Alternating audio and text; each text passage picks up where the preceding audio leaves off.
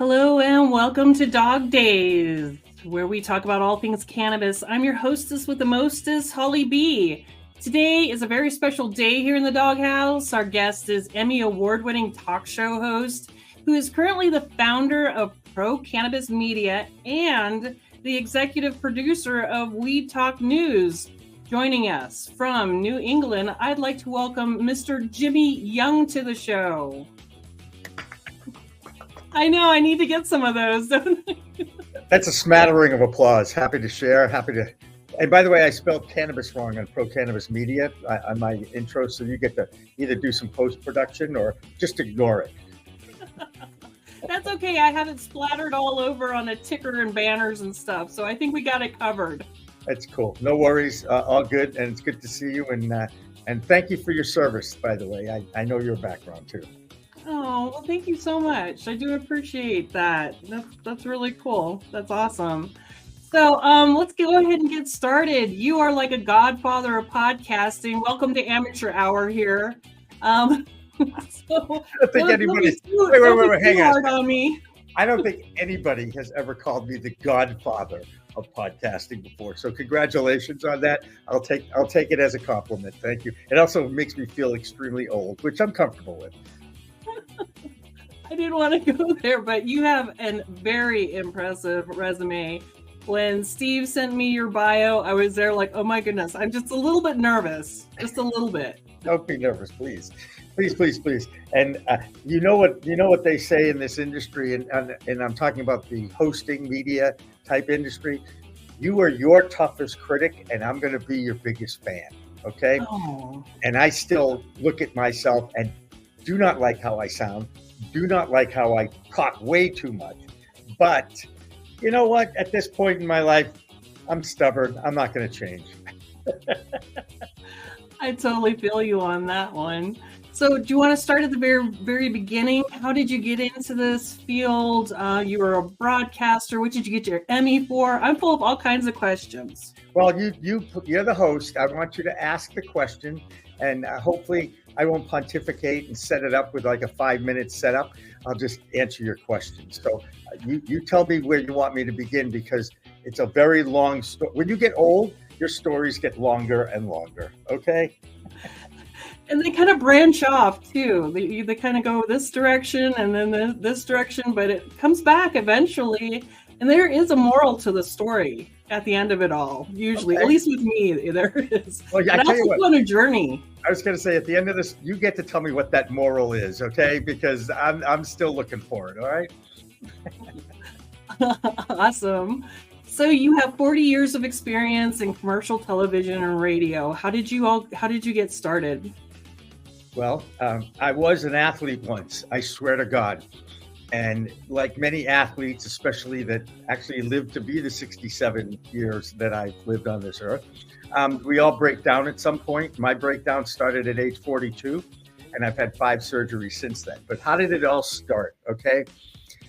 Well, I mean, if you really want my athletic career, I was a decent soccer player, and I coached for 35 years. I also played baseball and whatever other sport was in season. In other words, I got to play golf and I got to play tennis. And if it was baseball season, if it was basketball season, whatever. That being said, when I ripped up my ankle my second time in 5 years, when I was 19, a friend of mine who started Tufts University Television, and Tufts University is my alma mater. It's a very nice university, small school out of Boston, outside of Boston, which is my area of hometown. My hometown's Newton, which is a very nice suburb outside of Boston as well. And my friend Tony came up to me and said, well, you're not going to play this year. And I went, yeah, I know. I got hurt again. What are you going to do with all your time? And I told him, I said, I really have no idea. And he says, well, how'd you like to produce sports in Boston at the NBC affiliate, WBZ TV4? And I went, I don't know anything about television production. And then he basically said one sentence that changed my life. You get college credit for watching sports on TV. And I went, ooh, sign me up for that. I like that gig. You know, I thought I'd be a teacher and a coach when I got to college. That's what I wanted to be. They were the most influential people in my life at that time. And then before I knew it, within 3 or 4 weeks, I was producing sports for a network affiliate in Boston in a major market. and realized I had a skill, a gift of gab, if you will, and also the ability to identify what the highlights are of a sporting event. After I've watched it for 2.5, 3 hours, I got to pick 4 or 5 plays every game. And that was the highlight package that my mentor, my anchor, Jimmy Myers, who was the first African-American sportscaster in Boston, he and I became really good friends. And by the way, still friends to this day.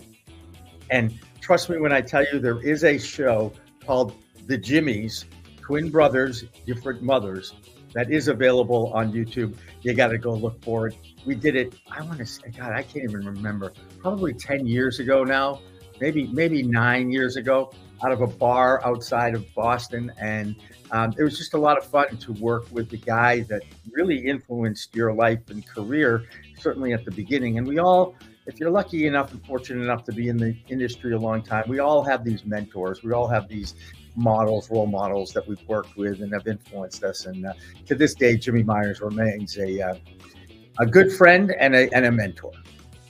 That's awesome. How it all started. You asked. I'm sorry it took 5 minutes to tell you that, but it's a decent story, and I like to tell stories. I love that. That's a beautiful story. And Massachusetts, what a gorgeous place, right? I mean, you get some terrible winters or whatever, but well, you are familiar with the fact that the climate has changed, right? Climate change. How has climate change affect Massachusetts? Oh my goodness. Well, let's say when I was growing up in Massachusetts, we used to get 3 feet of snow by December, and it would last until March. And now we don't get snow as much like that anymore. You know, really? It's like maybe 1 or 2 storms, maybe 6 to 8 inches a storm. I mean, that's nothing. And I have an all-wheel drive car, and I feel like I'm it's a waste because I don't need all-wheel drive in 6 inches of snow. And yes, people in New England actually know how to drive in the snow, and you just go really slow, by the way. So, the winters are as easy as they've ever been. Don't forget, maybe you haven't read my bio, but I lived in Portland, Maine for 11 years. And that's an hour and a half, 2 hours north of Boston on the coast. And in a lot of ways, Portland, Maine is a mini Boston because it's a harbor town on the ocean. But Portland's much smaller, obviously, than Boston. But it was a great experience working at the CBS affiliate in Portland, Maine for 11 years from 1981 to 1992. Wow, super cool. That's really super cool. So now you are currently the founder of Pro Cannabis Media, and you're the executive producer of Weed Talk News. And that's kind of how we got introduced through the Citizen Green Weed TV connection. So I'm just kind of getting my feet wet, brand new to the scene. And I'm coming from Military Broadcast Radio. I was with them for a couple of months and got this opportunity. And now I'm over with Whiskey and Weed, or Weed and Whiskey TV. So new to the scenes. It's so far everybody has been way super cool, and Steve's kind of made the introductions to the different shows and whatnot, and everybody's like super cool. So did you meet the J-Man? Have you been on with Jerry? I have not, and I've asked. So maybe it's summertime and it's busy, and my people will call you because I don't have people. So that's what people say. Well, what about your staff? And I go, you're the staff of me, myself, and I. Yeah, I have staff meetings all the time. That is a question that I had because whenever I was at Military Broadcast Radio, they're like, Holly, that professional podcasts have teams of people. And I'm there like, it's just me. And if I can grab my son to be my sound guy, that's a luxury. So, and is that true that like professional podcasts have like a team usually working with them? No. No. Here's the thing first of all, what's a podcast? Yeah. What's a podcast? I didn't know what it was in 2018 when I had started my first one. I was encouraged to do a cannabis podcast by a friend, Nick Gelso from the CLNS Media Network. They were a podcast network. And to me, and he explained it to me, a podcast is an audio file, an MP3 file for those that are digitally inclined, if you will. Okay. I don't believe in that. I believe in I'm a television producer. I grew up in television, and I bonded with the J-Man, Weed and Whiskey TV's Jerry Joyner, because we both agreed if it looks like TV, produced like TV, it's TV. It's just called something different now and distributed differently, i.e., over the internet, online, as opposed to over the air. And please do not get, well, if you really want to see me get upset, we can talk about social media, which I despise. It's censorship. It's horror. And how they've treated the cannabis industry, they should be ashamed of themselves as they count their money. Okay. So, but let's keep talking about one of my favorite subjects, me. So go ahead, ask me anything else you want to know. I don't want to upset you too much, but I just want to kind of applaud you and also agree with you about social media. And when it comes to cannabis, I have several accounts. I've met some friends in, the cannabis industry, and they are really talented people, but they're not getting the amount of likes. And it's almost like they call it shadow banned. Mm-hmm. And it's such a shame because they're really talented people who are really awesome advocates, and they're just not getting the exposure. And I know they have to be getting shadow banned. I know they have to be. So call it censorship, because that's what it is. Yeah. Okay? Yes, exactly. And Congress gave social media companies the keys to the asylum by allowing them to police themselves, as opposed to every other broadcast media outlet in the world, in United States world anyway, that has to apply for a license to have access to the masses over the air or now online. And the fact that they don't have to do that is, look, it's killing my old friends in traditional media.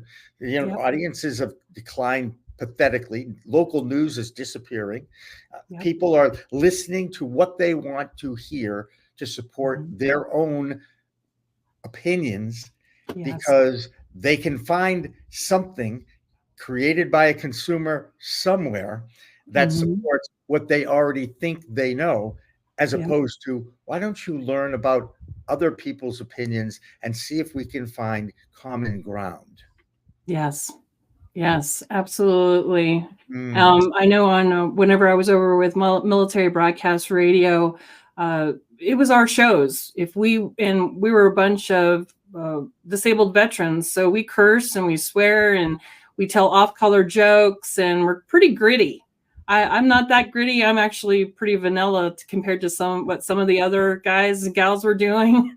It was nothing for them to be kicked off of TikTok, kicked off of YouTube. Oh, my account just got suspended on Facebook.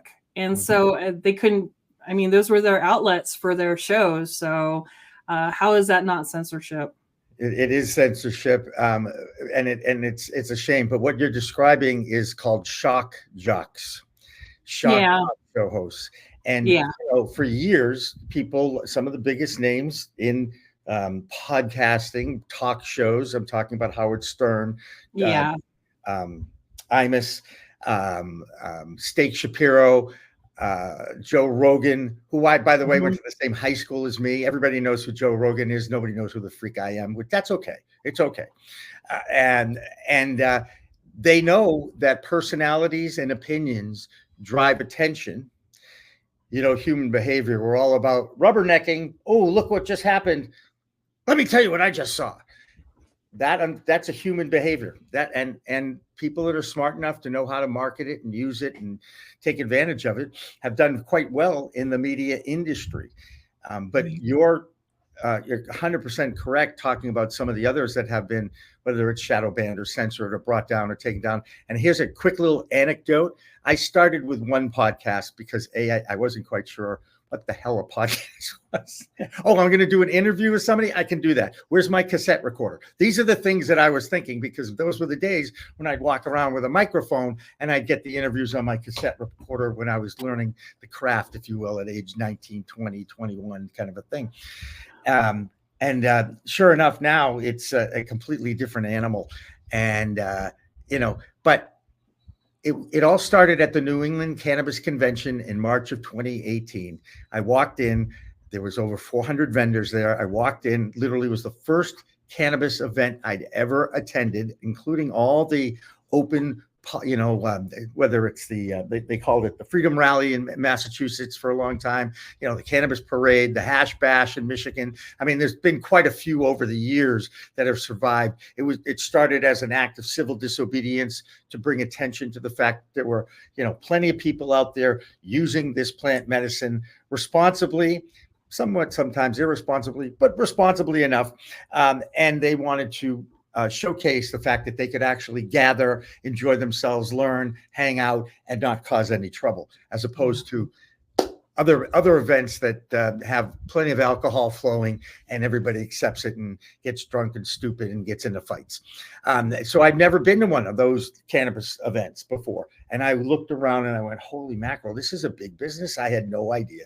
No idea. Now you got to understand, Massachusetts had an adult use ballot question in 2016 that passed. The medical program started in 2013 and that passed. And within a week, I had myself a medical card because all I had to do was walk into the doctor's office and go, this is going to gross you out, but look at my hands. Okay. I've got arthritis throughout my hands. And I said, that's no. My hands. Okay.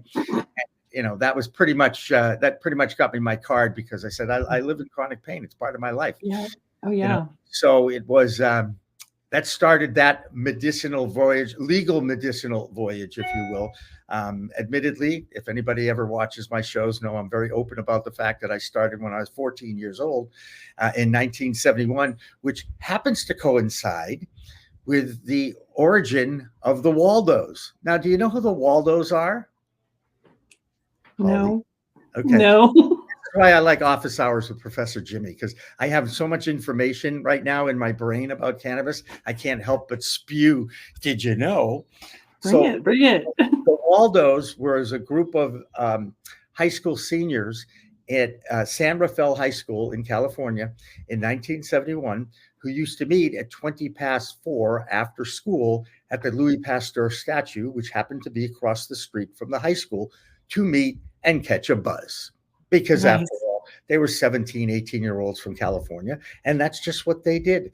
Now, I happen to be on the other side of the country in Massachusetts in 8th grade at age 14 in 1971. But a guy who moved in from New York, I'm going to blame the New Yorkers for everything, decided to share with me his little pipe and whatever else he had in his pipe at the time. And I went, oh, this is kind of cool. And you got to understand, I grew up when the drinking age was 18 in Massachusetts.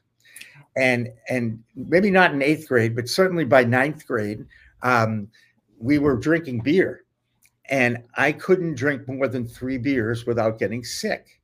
Now, it took me another 20 years to figure out that I was allergic to hops. However, because I was getting sick on 3 beers, I was looking for another way to put my brain in an altered state of consciousness, i.e., hey, I like that cannabis stuff, or weed, or herb, or pot, or grass, or whatever the hell we called it back then. And I said, okay, this is cool. And then I found out that I could actually hyper focus under the influence. And being ADHD, again, diagnosed later in life, nobody knew what ADHD was in the 70s. Trust me. Yeah. It's boys being boys. Girls, you're on your own. But boys being boys meant something. And it meant we couldn't focus, concentrate. We were always upsetting and being the class clown and all that. Well, hello. And I guess I was born with the gift of gab, because I always managed to either talk my way in or out of trouble. So that was my life. That's how I got involved with it. And now you know the origin of 420. I love it. Police picked I love those little nuggets of knowledge. I love it. I'm filled with nuggets, that's for sure. People say I'm filled with something else too, but I don't like to use 4-letter words. But interesting enough, the police picked up the fact that 420 was public consumption of cannabis. So that was their code. There's 420 going on at the corner of Vine and Court Street. Check it out. Kind of a thing. And that's how that was sustained. And then, of course, one of the Waldos was friends with the Grateful Dead, one of the members of the Grateful Dead. And the Dead, Small world. being who they were, part of the San Francisco sound of the 60s, a great cult rock and roll band to this day. I listen to them. In fact, I think I just heard Friend of the Devil on my playlist. So, that's how that got picked up. And of course, once the Dead got it going, that's how it evolved through the culture, the industry. And now it's a celebratory holiday in April every year. I think it's a riot. And also, 4:20 in the afternoon seems to be a good time to catch a buzz right before 5 o'clock, which was quitting time. So when you quit, you at least were under the influence. And that's the story of 420 and the Waldos. So there you go. Happy to share that with your audience, Holly. Happy to. I'm so glad you did. That was freaking awesome. What else you want to know? This is going to be a classic episode that I, might go my reach to if I have to take a radio day or something. Just play that Jimmy Young one. I mean, that will enlighten everyone. There you go. And you use StreamYard, I noticed, right? Mm-hmm. We're going to talk afterwards. Go ahead. Keep going. Okay. I know we have a way to play together. I do have a co-host that comes on. He is a dispensary owner, and he put together a little ad. So I'm going to run his ad real quick, and we'll come right back and pick up the conversation. I love ads. Okay. Go ahead. Yeah. Ethereal Gold Dispensary, the best kept secret around. Legal cannabis, mushrooms, and more, straight to your doorstep. Each product is meticulously tested, setting the ethereal gold standard nationwide. And we're not just in it for the greenbacks, folks. We honor our troops and veterans with a special discount. Plus, 2% of every purchase goes to local charities. Visit etherealgolddispensary.com and use the code RADIOHIGH for 15% off. Enjoy yourselves, my friends.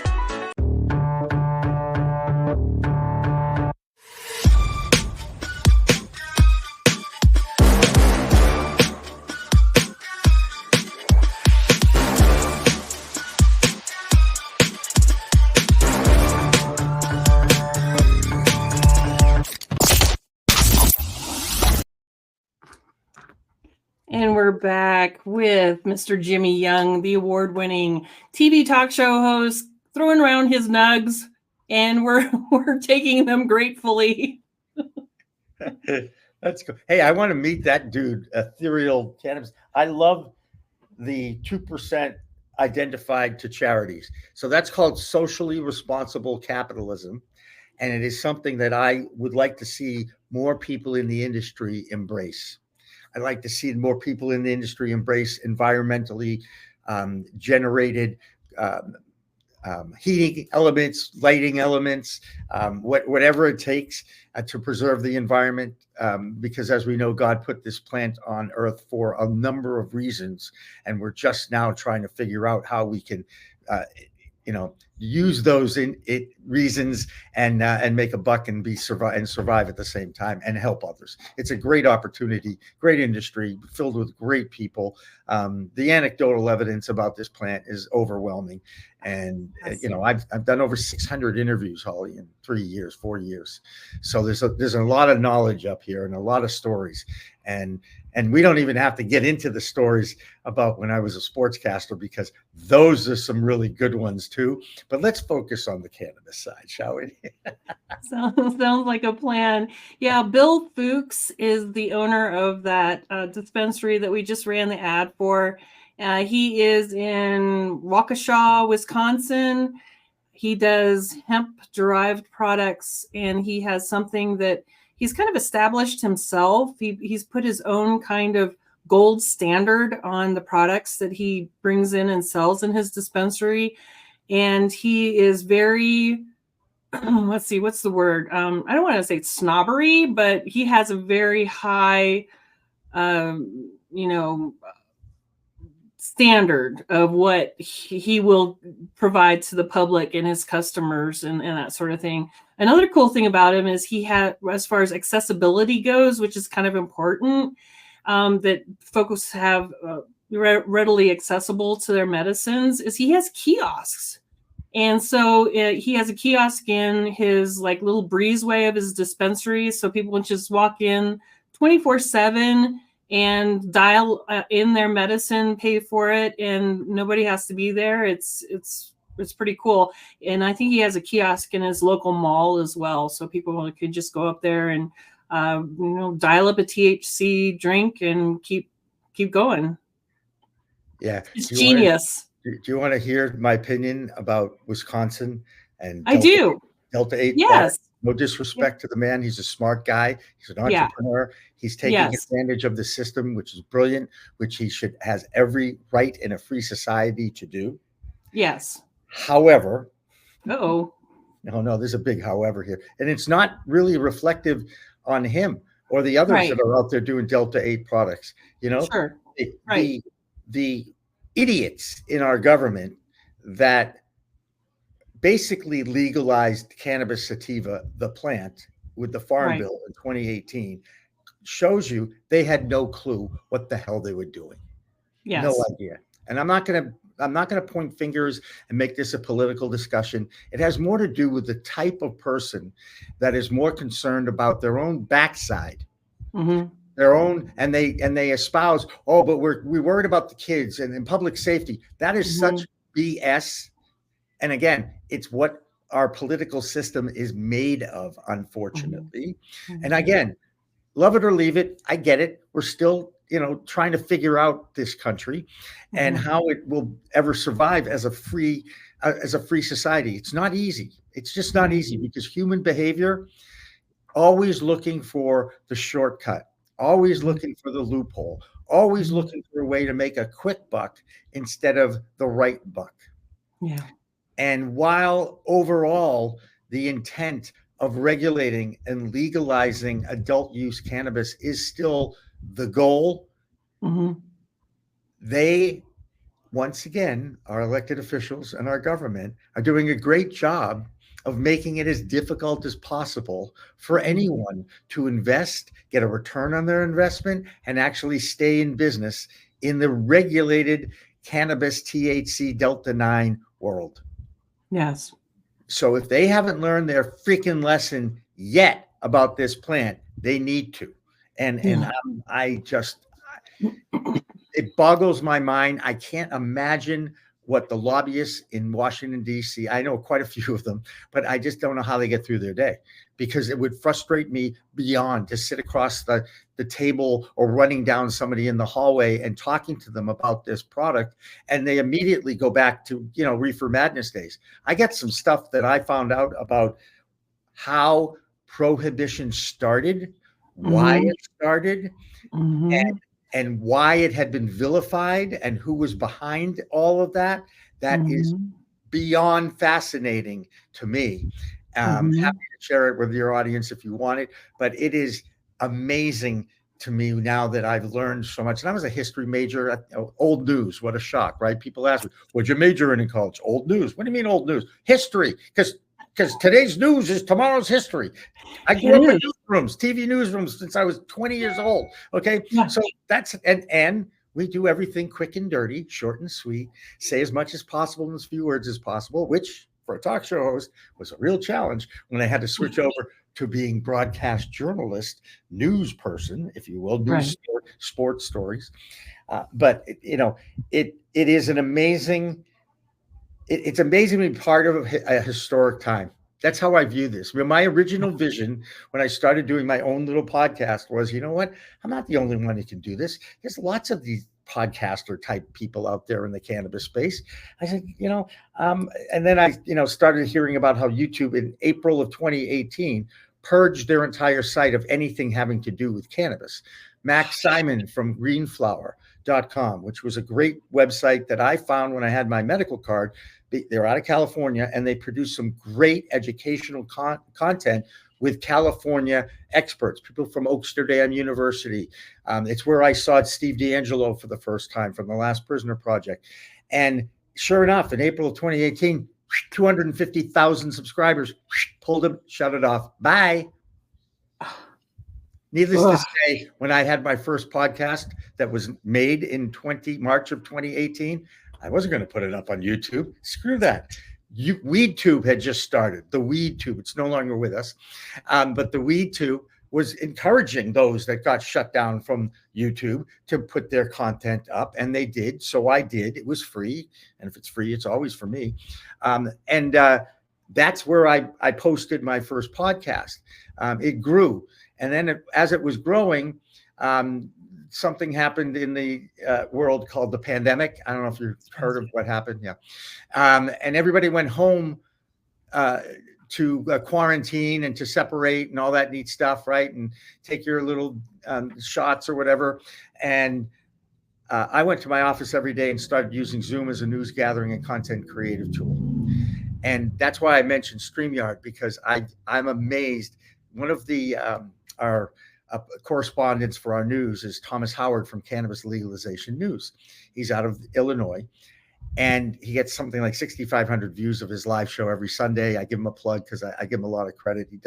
He does a great job, but he directs just like you're doing with StreamYard. And I told him, I can't do that. I focus on making eye contact. I focus on some of the things I'm saying. Usually I lose my train of thought because, after all, I've used cannabis since I was 14. But I'm amazed that you can direct and switch and roll commercials and all this stuff. And me, I throw money at things. Now, once I ran out of money, I couldn't do it anymore. So I really marvel at things like what you do and what Thomas does with Cannabis Legalization News.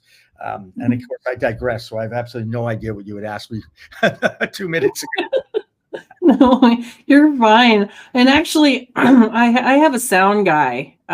So it's either my husband, and right now it's my adult son, who's like in his early 20s, and this is maybe his second show being my sound guy. So good for him. Hey, look, it's kind of a wing and a prayer over here. Honestly, I'm glad it looks good. You do see the trophy. I love how you have it, superimposed in the background. So that was for the sports talk show for kids I co-created and hosted. And I trained kids to be on-camera talent, anchor, voiceover, interview, and only kids could call the show. And we won an Emmy for a sports special that we created. And the sports special category is one of the more competitive categories in the sports media space, if you will. And no one was doing what we had done. And we did it live. And how can you do it live with kids? I go, what are you talking about? You give kids an opportunity. And by the way, anybody who's young enough to be my kid, I call them kid. And by the way, that's pretty much anybody under the age of 46. So that being said, it is amazing when you give a young person an opportunity, they'll blow you away with their ability. You have to treat them with respect, not as a kid, don't treat them as a young human. Give them mentorship, give them guidance, give them an opportunity, and they'll blow you away with their ability. That's all. And get the hell out of the way. Get the hell out of the way, elected officials who are always worried about, well, what about the kids? And what about the gateway? And I'm like, these kids and your kids know more about this product than you do, obviously. Yeah. Kids are not stupid. One of these days, I'm going to get in the face of these elected officials, and it's going to be very difficult for me to hold me back. Awesome. Let them go. Open up. Who let the dogs out? That's right. Woof, woof. Well, thank you so much. Let's see. What are we going to do next? We have talked about, can you tell me about the pro cannabis media? How did that come about? And you are the executive producer of We Talk News. Right. So let's talk about that news show, because it is by far the one thing that I'm most proud of. So when I started with that one podcast, again, I had no idea. I was actually doing like what I call news dabs, and they were basically 3 to 5 minute headline stories about what I found interesting in the world. I've subscribed to something like 50 newsletters in the cannabis industry, and I read them all. And then I pick what I think are interesting stories. And, I was doing it, in 3 minutes. And, then the next thing I know, a few years later, I've got a few other people who wanted to join me. And when the pandemic hit and I went to my office every day, I said, how am I going to survive? Well, how are we going to do this? How are we going to do this? And my vision was to build an army of multimedia journalists and podcast hosts who are documenting the fight to end cannabis prohibition in our time. And I feel like I fulfill that vision now every week with our news show that is released on Mondays at 9 a.m. Eastern. And it is the compilation of 15 to 16 correspondents from all over the country and Canada. And I'm looking for another European correspondent. I've had a few. I want another one because I do recognize that there's interest there. I'd love somebody from Australia or New Zealand. So ultimately, we will keep building this out because every state, every country, every entity has different rules and regulations. And I find it fascinating when you get 2 or 3 people from in the same industry that have to deal with different rules in their state in order to run a business. And of course, there's no interstate commerce, wink, wink, legally, please. That's another subject you'll get me going on in a minute if you want to ask me about it. But I feel like I fulfill that every week now with my news. And just for the record, okay, I'm a fill-in anchor, not the main anchor. This isn't about me. This is about the news. And I have a very, very talented young female who was an anchor in Boston for the morning news in her 20s when she got fired for appearing in an Adam Sandler movie as an unidentified extra without asking permission from her broadcast bosses. And that story, as it turns out, has helped her build her own brand. I guess having a little exposure with a news show like mine that's had over 1 million views in 3 years. I mean, there's something to be said for that too. Now she is an influencer. Now she has about 110,000 followers on Instagram, Elena Pinto. And I am so fortunate and lucky to have worked with her now for 3 years. And she works for me for 30 minutes a week. She reads the scripts I write for her in 30 minutes. She reads them cold, which is a skill. And by the way, I have that same skill, just for the record. All right. Next week, I'll be filling in for her. So I know that, if people want to see, I still have my fastball as far as reading off a teleprompter goes. That being said, I'd still much prefer to watch Elena do the news because she's, smart, beautiful women. That's who I like to surround myself with as much as possible. And she qualifies, and she's got a great personality. Yes, she's pro cannabis. And more importantly, now she gets paid more money to show up at events than I ever did. And by the way, I don't blame the people who are paying her because I'd much rather have her there than me. I get it. Okay. It's okay. This is what I prefer. I love talking to people and appearing on podcasts and sharing, my experiences because I have a very unique career where I started as a sports guy and now I'm a weed guy and I'm talking about whatever the subjects are. Again, it's been fascinating. And every week when we put this thing out there, and I'll give you a hint, we'll give you breaking news if you don't mind. Okay. After Labor Day, the Weed Talk News Show is going to be called Cannabis Coast to Coast News with Elena Pinto, which is a much nicer, classier, and it tells what we do. Because I've got correspondents in Washington and Oregon, and I've got correspondents in California and Illinois and Missouri and Ohio and New York and New Jersey and Massachusetts, and of course in Washington, D.C. too. And now Virginia. So, I'm sure I forgot a few of them. But the bottom line is it's truly a coast-to-coast roundup. And I ask my reporters to keep it under 2 minutes. It's a challenge for some of them. That would be a good one. Let's just leave it at that. But they learn how to say as much as possible in as few words as possible. They learn how to keep it short and sweet, talk in headline news style. Here's the headline. Here's what happened. Here's the significance of what happened. Next story. And Awesome. I want people in the industry in those states because I want them to have insight on what they find interesting, what they find newsworthy in their state, in the industry. So they Absolutely. get to cross-brand their product. So, if Holly was the reporter from, I don't even know what state you're in, but if you were, you would get to say, this is who I am from Dawg Daze podcast. reporting for We Talk News. And of course, then we'll be reporting for Cannabis Coast to Coast News. And we are launching an app, a mobile app. And do you need my resume? Absolutely. Send it to me. It's Jimmy at Pro Cannabis Media. Not difficult. Just make sure you spell Jimmy right and cannabis right. This is fantastic. Hey, Yeah. I do a tribute to the troops about mid-show. So I am going to do a really quick video, just a tribute to our guys and gals in the military, and we'll be right back.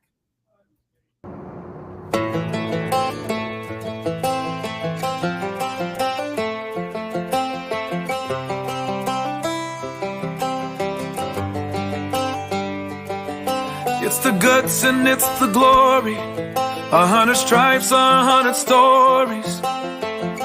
It's the Pledge of Allegiance on the 4th of July. It's them handwritten letters from home. It's them sleepless nights alone. It's his newborn baby he left with his wife.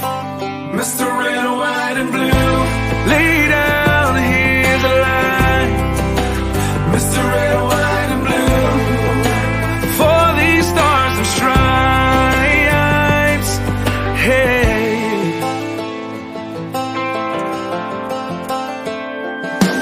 From the fields of Indiana to the swamps of Louisiana to the golden coast of California, Uncle Sam's the only family he's got.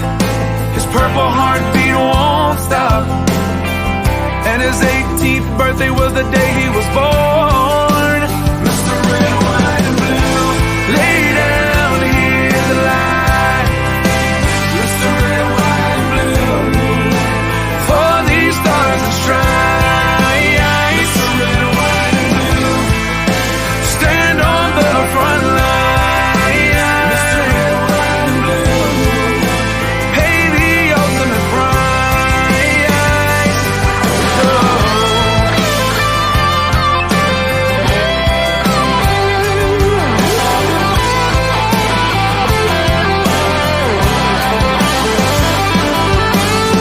He was the man of the house when he was born. His family is proud but torn. But if you knew him, you would understand. He was raised on how to be brave, just to see the flag still wave. And then he came home with only one hand. 'Cause Mr. Red, White, and Blue, lay down, hear the line. Mr. Red, White, and Blue, for these stars and stripes. Mr. Red, White, and Blue, stand on these front lines. Mr. Red, White, and Blue, he'll pay the ultimate price. Mr. Red, White, and Blue, lay down his life. Mr. Red, White, and Blue, for these stars and stripes. March in line, march in line. Hey. Hey.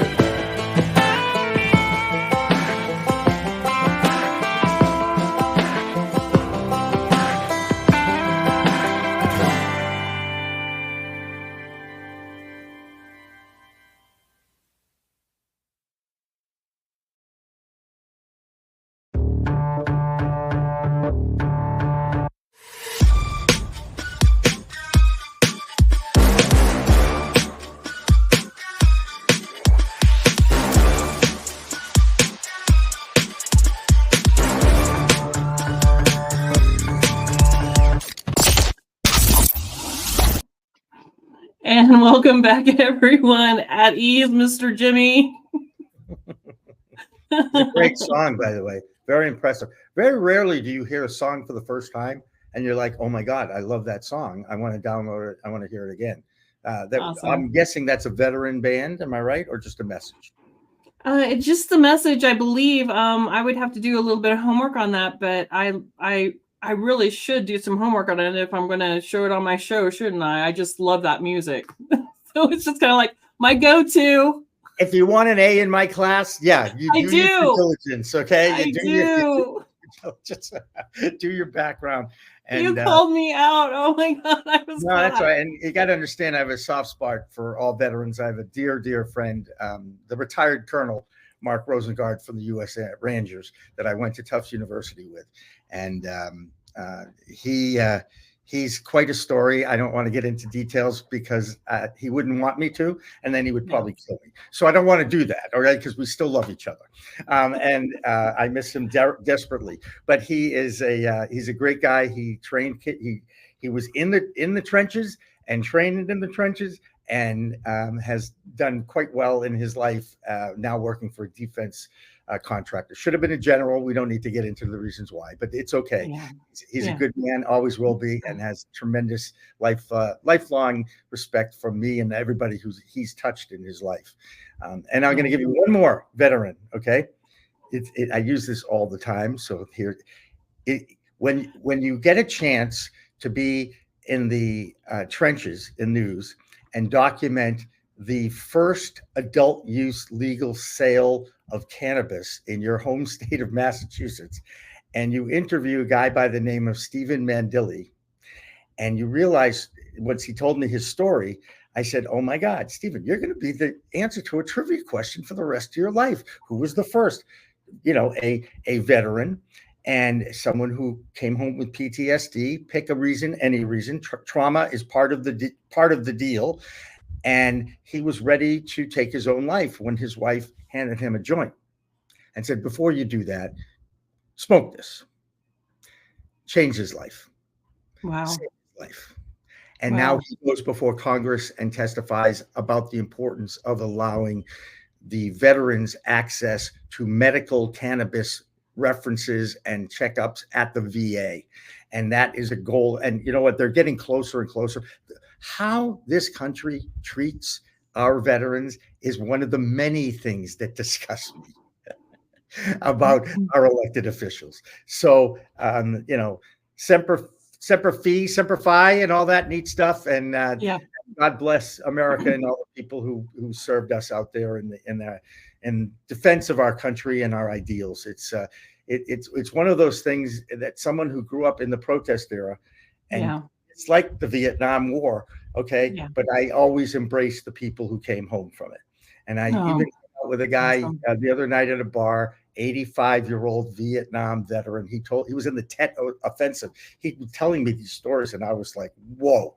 Wow. Very, very impressive. So again, that's my thing about the veterans. Another reason why I'm really excited, I know how we connected through Citizen TV, and excited to be working alongside and with those people too, and want to keep waving the flag because we're all in this together. We really are. Oh yeah, and we're all human, and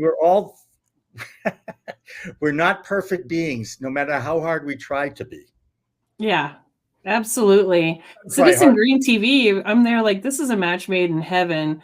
I'm a disabled combat veteran, and I'm a cannabis advocate. So it was made for me. This is where I'm supposed to be. 100%. And I'll be. I'm not really sure how I got here, but I'm here talking to the godfather of podcasting and on Citizen Green TV. So if that sticks, Holly, I'm going to come looking for you.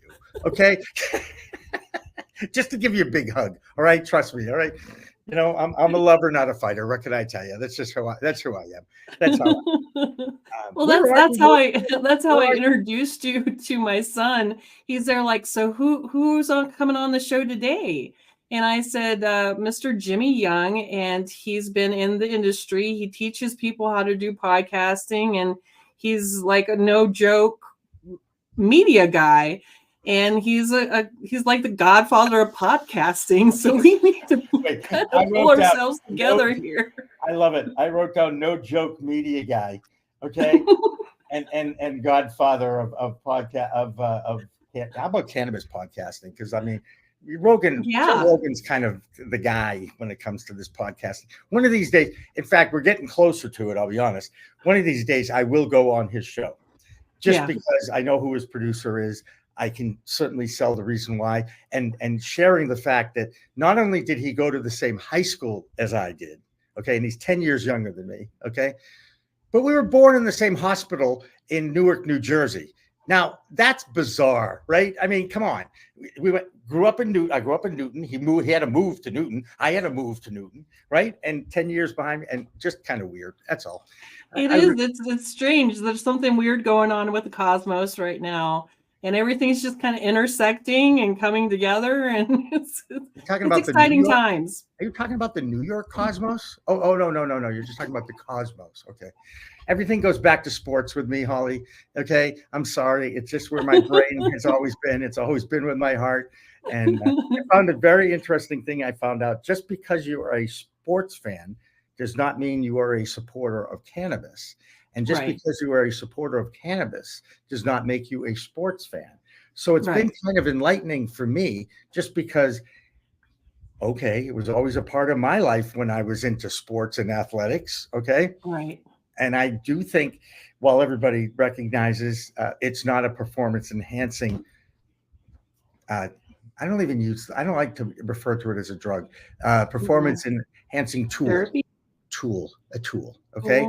I played the best soccer game of my life in high school when I was under the influence of cannabis, and I was playing with a strained knee ligament, and I had the trainer tape it up so that it was bent in a position that didn't hurt.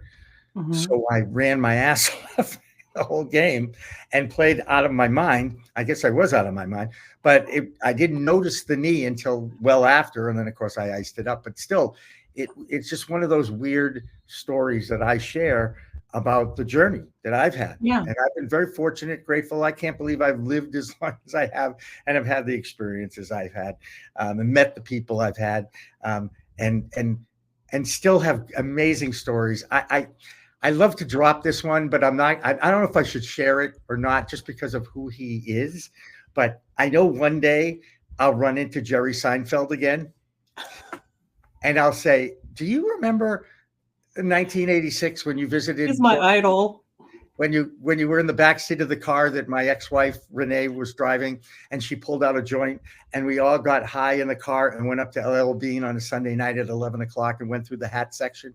He's going to remember that, because he was also with another comedian actor named Larry Miller, who, the two of them, I mean, sometimes you're in a situation where you laugh so hard your sides hurt. And granted, we were all under the influence. Okay, granted, we were relaxed, we were having fun, but we were in the hat section at LL Bean, and these two guys were doing the Elmer Fudd imitations. And I mean, I'm telling you, it was one of the funniest 45 minutes to an hour I've ever had in my life with these two guys. Very fortunate.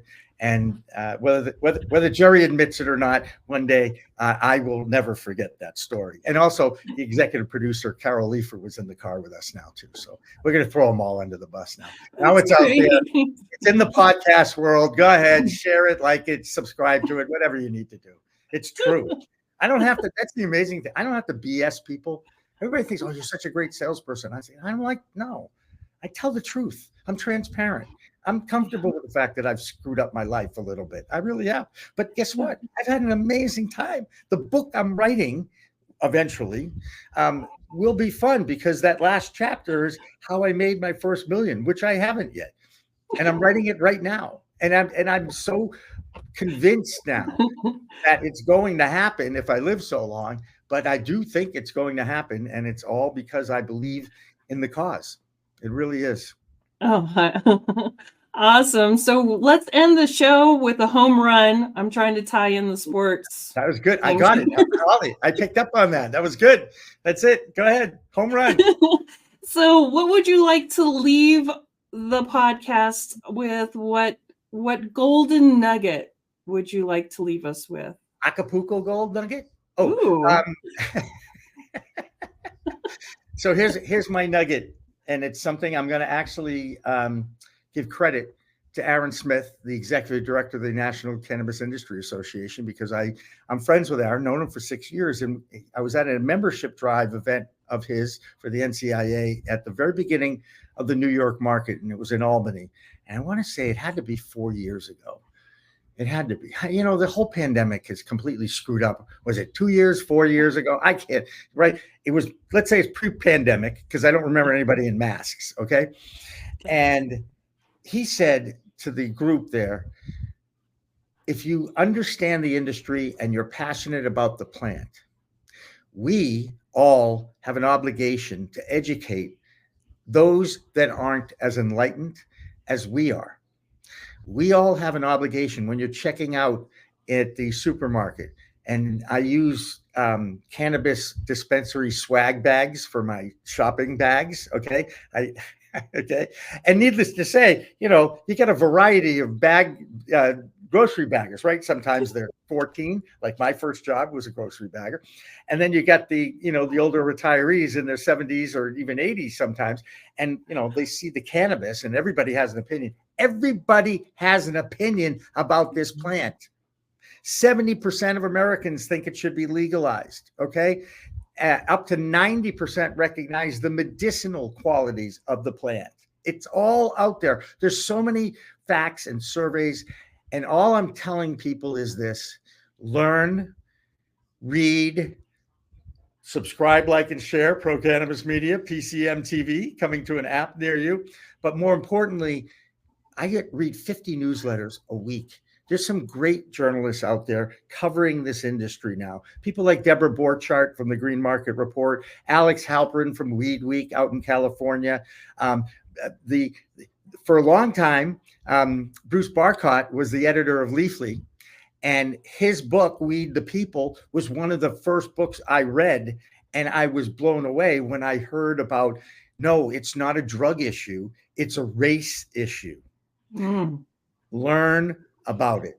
Learn the history. Understand that this plant medicine was vilified in the 1930s because money and the people who controlled money after the stock market collapsed, people like Mr. Mellon, Mr. Carnegie, Mr. DuPont, and Mr. Hearst feared not only the pulp industry, the hemp industry impacting the pulp industry. Heaven forbid that we actually accepted it back then, so we wouldn't have the amount of disease and pollution and climate change that we have now that we're dealing with. Okay, all because of the fact that we had nepotism and we put a racist named Harry Anslinger in charge of the first Federal Narcotics Bureau in 1930. He banned cannabis. He got that act passed, the Cannabis Tax Act passed in 1937. But one thing I learned within the last few months, and I share this with everyone because it is not a known fact. Somebody who did over 500 interviews didn't know that Harry Anslinger married the Secretary of Treasury, Andrew Mellon's niece, and got that job in 1930 and held it until 1962. And he was the guy behind Reefer Madness, producing that propaganda movie that everybody laughed at. Isn't it funny? No, it's not, because it vilified the plant at the expense of immigrants and people who are not of my color in this country. Yeah. And it has to stop. Yeah. And the fact that we filled our jails 4 times more Black people than white people, and both races use it the same percentage, if that doesn't expose the depth of racism in this country, it should. It really should. And I'm not going to go politics here, but it's time that we change the direction of what I fear is coming. And it goes back to social media. It really does. I'm sorry, but it does. It does.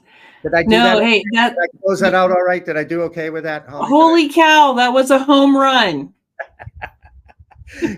At least you gave me an A. I'll give you an A as well, because I thought you did a great job. And nobody, by the way, it's tough to handle my personality. You did a great job. It's been a lot of fun. I'll have you back in a heartbeat. Absolutely. Well, I'd like to talk to your son. What do you think of that? I would love that. I think he would love that as well. He has a presence and he has a good little voice, or he has a little man voice, and, you know, he sounds good and looks good on screen. So yeah, absolutely. Biased, but you should be. What state are you in? We're in Wyoming. Why are you in Wyoming? I know. Well, I'm a tribal member out here on the reservation. Say no more. Do you know Mary Jane Oatman? That name is familiar to me. Is she like Indigenous an cannabis Indian country advocate? She's like the president of the Indigenous Cannabis industry. I've invited her to come on, and maybe you could put in a good word for me. That can happen immediately.